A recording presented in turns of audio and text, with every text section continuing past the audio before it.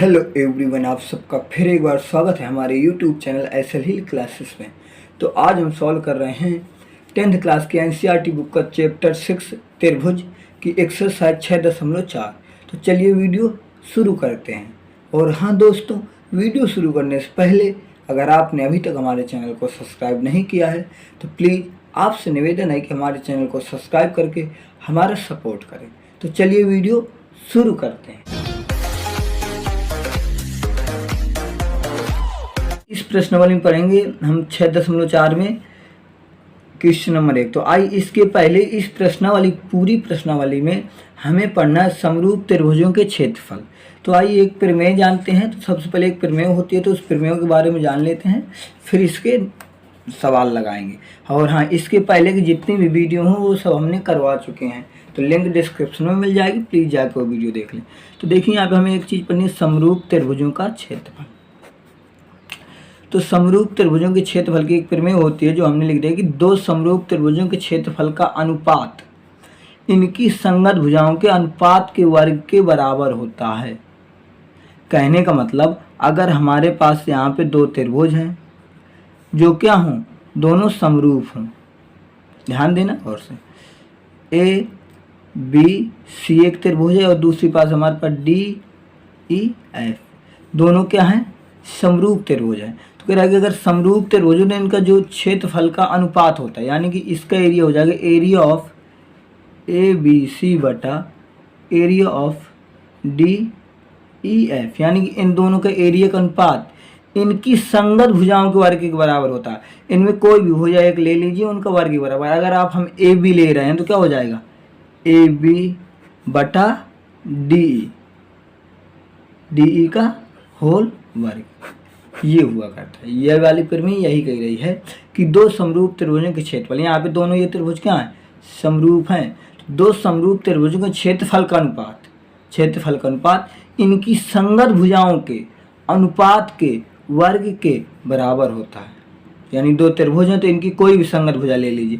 हमने ए ली, फिर इसी के आगे आप ये भी लिख सकते हैं कि बी सी अपान ई एफ का वर्ग बराबर, इसी को हम लिख सकते हैं ए सी अपान डी एफ का वर्ग। यानी कि इनकी कोई भी एक भुजा ले लें, उसके संगत क्या होता है, वर्ग के बराबर हुआ करता है। तो आई होप ये आपको प्रमेय समझ में आ गई होगी। तो आइए अब करते हैं क्वेश्चन नंबर पहला। तो देखिए क्या कह रहा है, मान लीजिए ए बी सी तथा त्रिभुज डी ई एफ है, यानी ए बी सी समरूप है त्रिभुज डी ई एफ, यानी कि ए बी सी और डी ई एफ के यहाँ दो समरूप त्रिभुज हैं और इनके क्षेत्रफल दिए गए हैं। यानी कि ए बी सी का क्षेत्रफल हमें दिया गया है 64 सेंटीमीटर स्क्वायर और डी ई एफ का क्षेत्रफल हमें दिया गया है 121 सेंटीमीटर स्क्वायर। यदि ई एफ 15.4 सेंटीमीटर है तो बी सी ज्ञात कीजिए। तो आइए देखते हैं, इसे करते हैं बहुत ही आसान तरीके से। तो देखिए ये है क्वेश्चन नंबर हमारा पहला। तो हमने ये लिख लिया है, तो यहाँ आप ध्यान दीजिएगा, बहुत आसान सा सवाल है। तो जो सवाल में कह रहा था कि त्रिभुज ए बी सी समरूप है त्रिभुज डी ई एफ के, तो हमने समरूप कर लिया। फिर कह रहा है कि area of A B C का 64 सेंटीमीटर स्क्वायर दिया है, तो हमने लिख लिया। फिर कह रहा है कि area of D E F 121 centimetre square दिया है, तो हमने लिख लिया। कह रहा है ई एफ दिया है 15.4 सेंटीमीटर, तो हमने वो लिख लिया।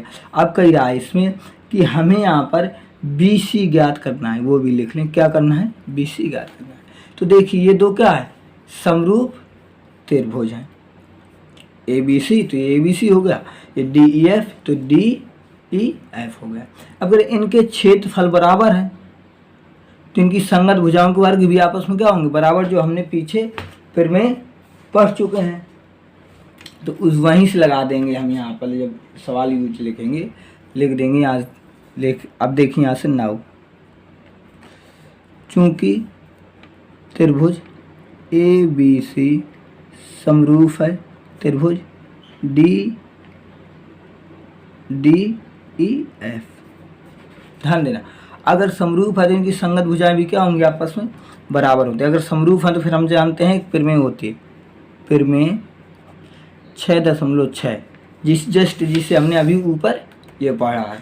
तो प्रमेय क्या कहती है कि अगर प्रमेय ये वाली यूज करने के बाद इनका क्या हो जाएंगे, इसका एरिया तो area of A B C बटा इसका एरिया का अनुपात यानी area of D E F बराबर इनकी संगत भुजाओं के। तो संगत भुजा क्या है हमारे पास, बी सी बटा ई एफ का होल स्क्वायर। समझ में आ रहा है ना। अब एरिया ऑफ बी सी हमें पता है कितना, 64। तो यहाँ क्या लिख देंगे 64।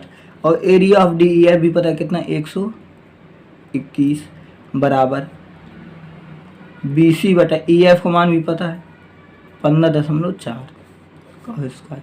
अब ये स्क्वायर है तो इस स्क्वायर के इधर लाएंगे जिसमें क्या लग जाएगा, रूट लग जाएगा।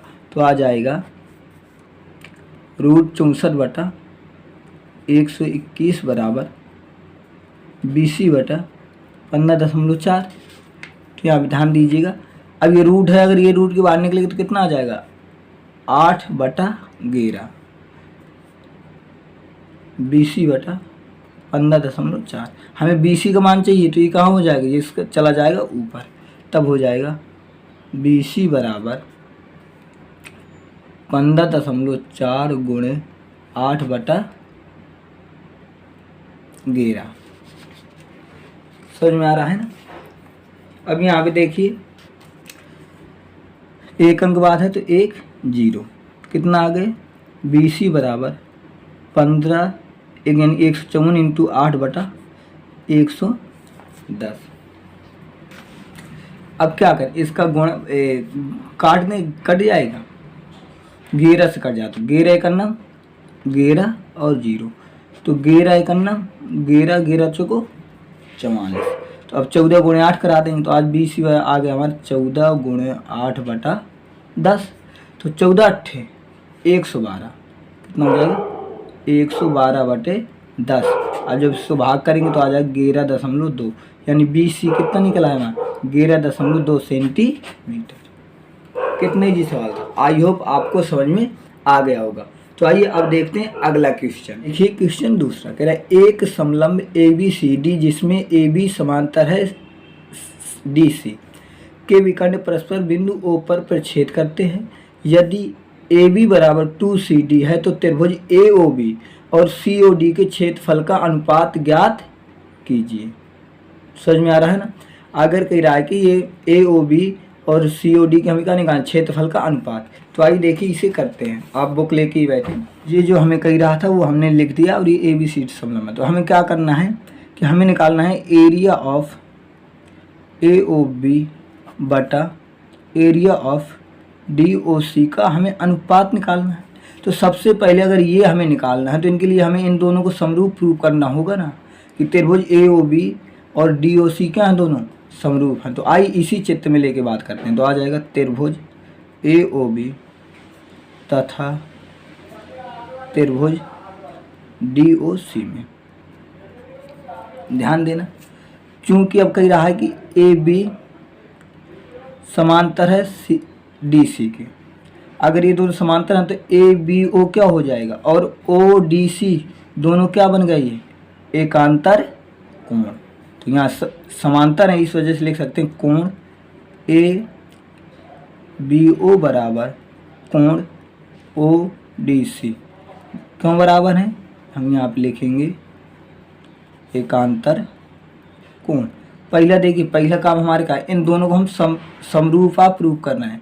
अगर हम इन दोनों को हमने समरूप प्रूव कर दिया तो बिल्कुल सिंपल सा आंसर आ जाएगा। दूसरी लाइन देखिए, ये क्या है, शीर्षाभिमुख कोण है तो लिख सकते हैं कोण ए ओ बी बराबर हो जाएगा कोण डी ओ सी। क्यों, हम यहाँ लिख देंगे शीर्षाभिमुख कोण। ये शीर्षाभिमुख कोण होगा। तो अब दोनों त्रिभुज क्या हो जाएंगे, ए समरूपता की कसौटी से त्रिभुज ए ओ बी समरूप है त्रिभुज डी ओ सी। तो देखिए हमने एक चीज़ प्रूव कर दी, समरूप प्रूव कर दिए। तो अब प्रमेय लगा देंगे। तो यहाँ पे प्रमेय हम जानते हैं कि प्रमेय 6.6 क्या कहती है कि अगर दो समरूप है तो इन दोनों का क्षेत्रफल इनकी भुजाओं के वर्ग के बराबर होता है। तो यहाँ लिख सकते हैं area of A O B बटे एरिया ऑफ DOC बराबर, अब इनकी भुजा क्या मान लें AB।